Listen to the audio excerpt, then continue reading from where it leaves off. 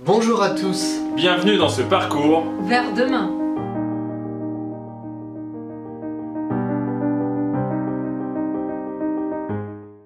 Ces temps difficiles que nous vivons dans un monde en pleine crise, crise économique, crise politique, crise sociale, crise écologique, nous poussent à nous questionner sur notre société, sur notre système économique et sur nos habitudes de vie que nous savons parfois critiquables.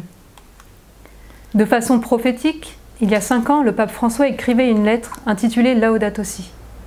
Dans ce texte, il nous invite à nous questionner sur des problématiques écologiques, sur des problématiques environnementales, sanitaires, à une écologie intégrale en vue de la sauvegarde de notre maison commune, la création. Sans nier l'urgence de la situation, le pape François nous encourage à préférer la voie de l'espérance plutôt que celle du découragement. C'est à la lumière de ce texte que nous vous proposons de vivre ensemble ce chemin. Quel sera le monde de demain? Nul ne le sait. Pour commencer, je vais vous parler de la légende du colibri.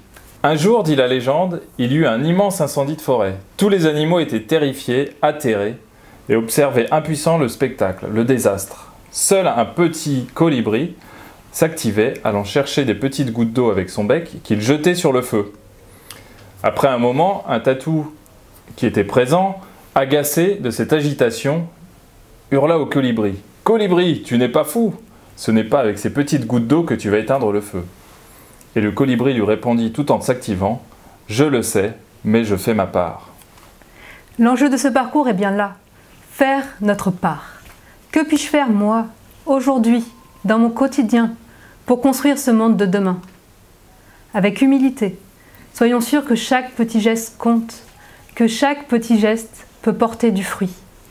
Même si ces petits gestes peuvent nous paraître insignifiants, un peu comme le petit colibri.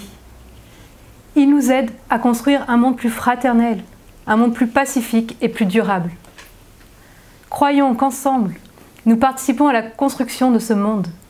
Gardons l'espérance et soyons ensuite des témoins joyeux de ce nouvel art de vivre.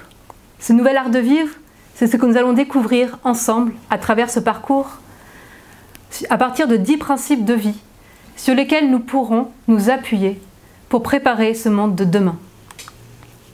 Nous allons vivre ce parcours en plusieurs temps, pendant l'Avent et pendant le Carême. Nous parlerons de notre rapport à la terre, au corps, au travail, à notre alimentation et également à notre rythme de vie. Chaque semaine, vous recevrez une vidéo à regarder où vous découvrirez 1 ou 2 principes. Nous vous proposerons quelques questions de réflexion pour vous aider à passer à l'action. Nous vous invitons vraiment à ne pas vivre ce parcours seul. Formez des petits groupes par visio avec d'autres participants que vous connaissez ou trouvez 1 ou 2 personnes à appeler les jours qui suivent pour partager avec elles. À la fois sur la vidéo, mais aussi sur les bonnes actions que vous avez pu mettre en place. C'est en partageant que ce parcours va porter du fruit dans votre vie. Vous trouverez également une adresse mail à laquelle vous pouvez partager votre cheminement et nous contacter si vous n'avez pas de binôme. Nous vous souhaitons un bon parcours. Nous vous proposons de découvrir dès aujourd'hui un premier principe avec le Père Christian. J'aimerais vous parler de l'émerveillement. On parle beaucoup à l'heure actuelle de réchauffement climatique, d'exploitation débridée des ressources naturelles, des moyens, des personnes. Et on sent bien qu'il y a une urgence et qu'il y a peut-être quelque chose à faire pour que la Terre tourne dans le bon sens. On pressent également qu'avoir un souci de l'écologie, ça va avoir des tas de répercussions sur des domaines très différents, l'économie, la politique. Alors, on peut être pressé de sauver la planète, et en même temps, on sait bien qu'on ne pourra pas, à nous seuls, sauver le monde. En revanche, chacun a peut-être un rôle à jouer. Chacun peut faire sa part. C'est bien connu, les petits cours d'eau font les grandes rivières. Pour cela, il nous faut changer. Arriver à une transformation personnelle, à cette conversion, pourrions-nous dire, ce changement d'état d'esprit, c'est finalement acquérir et développer une certaine sagesse. La sagesse, qu'est-ce que c'est? Ce n'est pas un savoir intellectuel, c'est un savoir-être, un savoir-vivre. Un sage, C'est quelqu'un qui a un art de vivre, qui sait mener sa vie. C'est quelqu'un dont la vie est édifiante. Sa vie est une leçon de vie pour les autres. La sagesse est profondément pratique. Eh bien, Socrate dit que la sagesse commence avec l'émerveillement. On le voit bien chez les enfants dans leur processus d'apprentissage et d'acquisition de compétences.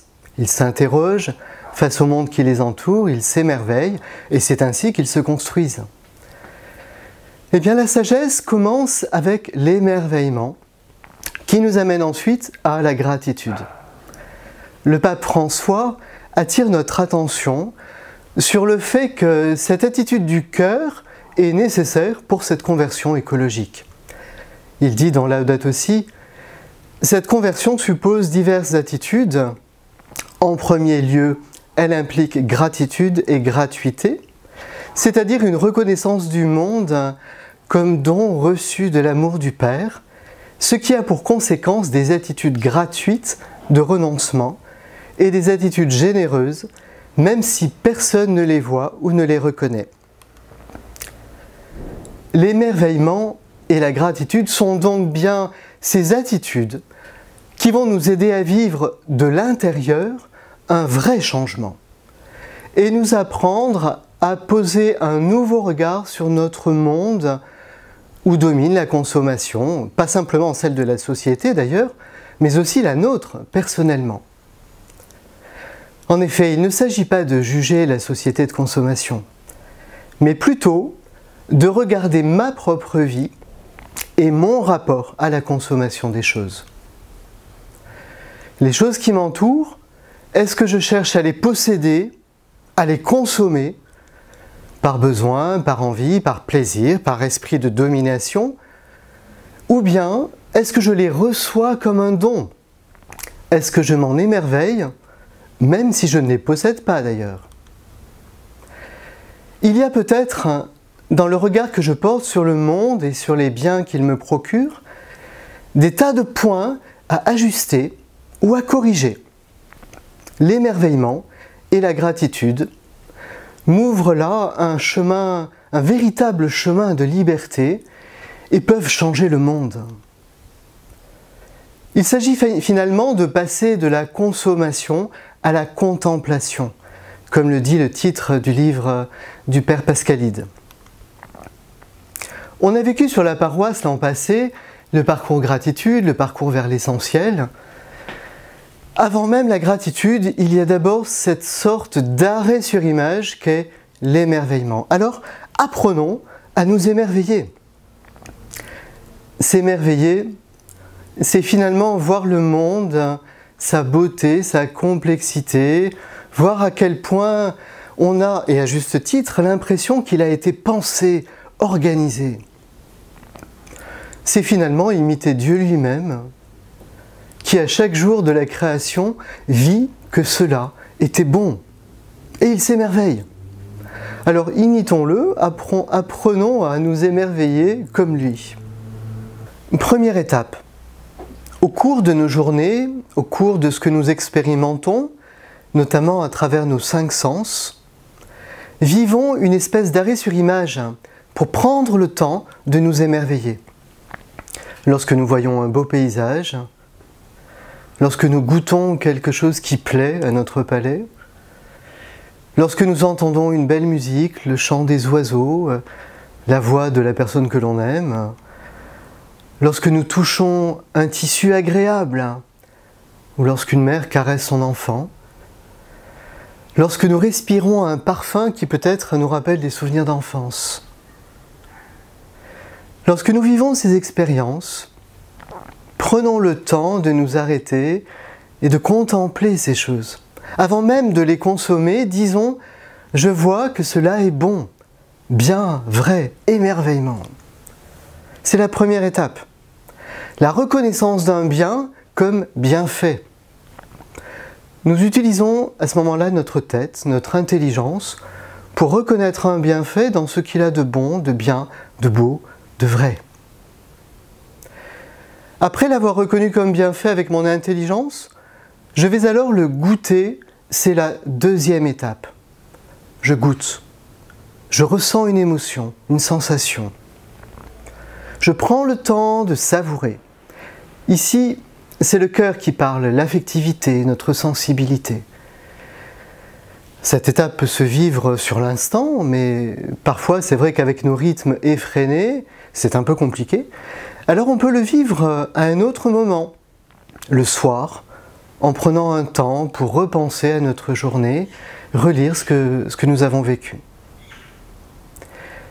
Après avoir reconnu un bienfait avec mon intelligence, après avoir pris le temps de goûter, je remercie. C'est la troisième étape, l'étape par excellence de la gratitude. Je rends grâce pour ce bienfait. Je remercie la personne à qui je dois ce bienfait. Je me réjouis de ce que j'ai reçu. Ici, ce sont nos mains et notre bouche, notre parole qui sont impliquées. Je remercie, je suis dans la gratitude.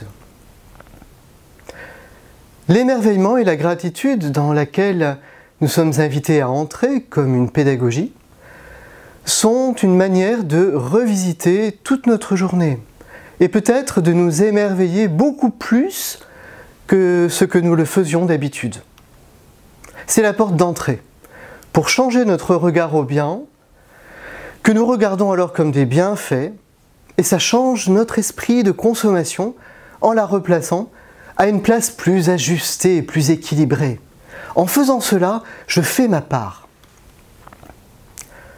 Pour changer le monde, la première des choses, c'est de changer notre regard sur lui et de l'aimer. Dieu a tant aimé le monde qu'il a donné son Fils unique. C'est d'ailleurs le sens de Noël et c'est la raison pour laquelle ce parcours accompagne notre temps de l'Avent. Bien sûr, il y a des choses à changer dans le monde, ou même que nous ne pouvons ni aimer ni cautionner. Mais la première chose à changer dans le monde, c'est nous-mêmes.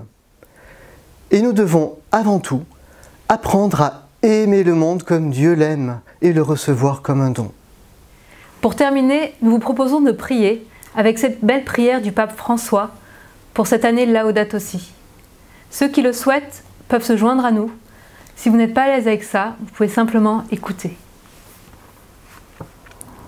Dieu bien-aimé, Créateur du ciel, de la terre et de tout ce qui s'y trouve, ouvrez nos esprits et touchez nos cœurs, pour que nous puissions faire partie de la création, de votre don.